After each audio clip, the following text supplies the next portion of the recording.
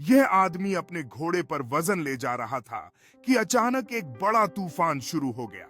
बारिश से छिपने के लिए हर कोई दौड़ता रहा, लेकिन फिर भी वह अपने घोड़े के पास खड़ा होकर उसे गले लगाता रहा।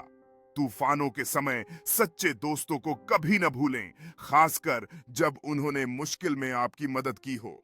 तूफान तेज हो रहा है, बारिश जोरदार गिर रही है। जैसे आदमी अपने घोड़े को और करीब खींचता है, उसे तत्वों से बचाने की कोशिश करते हुए।